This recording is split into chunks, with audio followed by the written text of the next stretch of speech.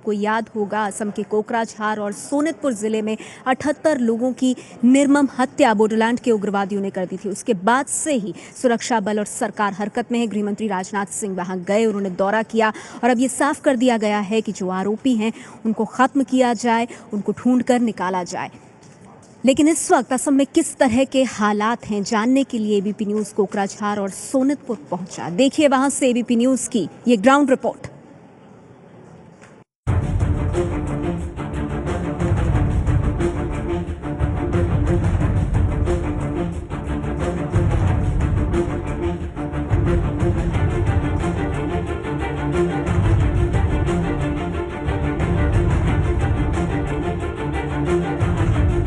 ये भी देश का ही एक हिस्सा है जहां घरों में आग लगे हुए 48 घंटे से ज्यादा वक्त बीत गया, लेकिन कोई आग बुझाने नहीं पहुंचा।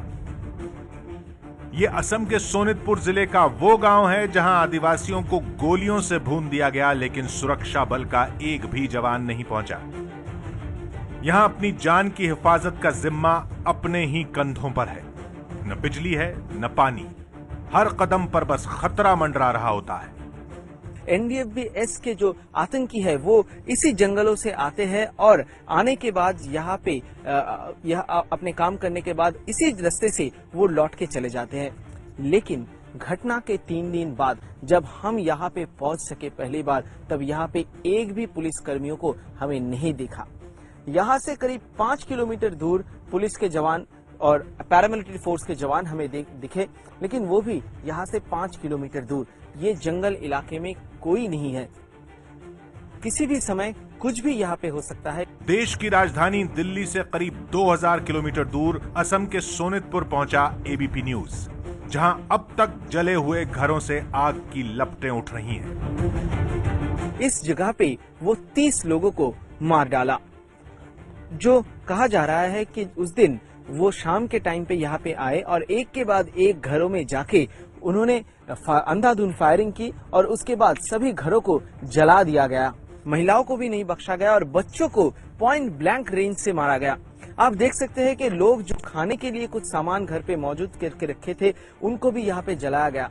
आज भी घटना के 3 दिन बाद भी यहाँ पे आग की लपटें यहाँ पे देखने को मिल रहा है।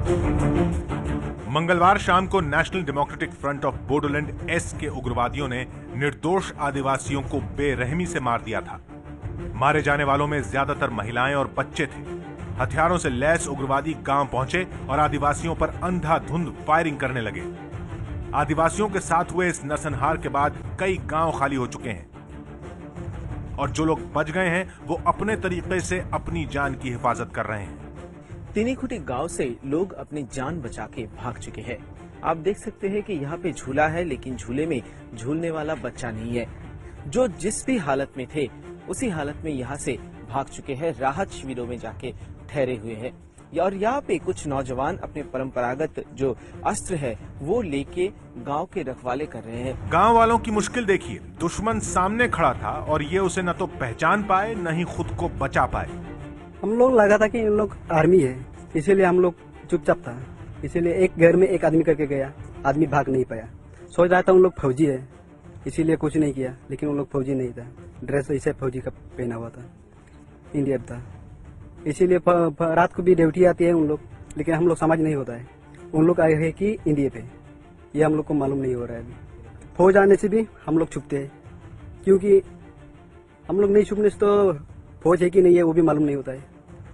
एक बार तो हम लोग धोखा खा चुका है, इसीलिए हम लोग फौज आने से भी छुप के ड्यूटी करते हैं। लेकिन सोनितपुर के तिनीकुटी गांव तक पहुंचना इतना आसान नहीं था। टेढ़े मेढ़े पथरीले रास्तों पर कई किलोमीटर पैदल चलना पड़ा, कहीं तो रास्ता भी नहीं था। तिनीखुटी में जिस गांव में आतंकियों ने इतने लोगों को मार डाला, उस गांव तक पहुंचने के लिए कोई भी रास्ता नहीं है।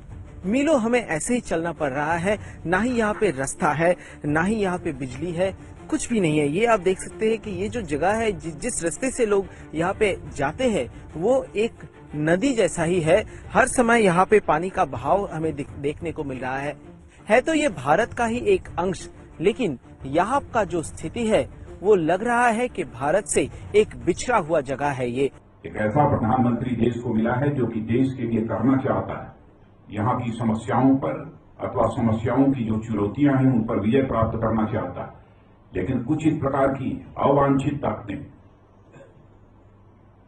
व्यवधान पैदा करने की कोशिश कर रही हैं, लेकिन इस पर विजय प्राप्त करेंगे हम। ऐसी वारदात करने वाले लोगों के साथ कोई भी डायलॉग नहीं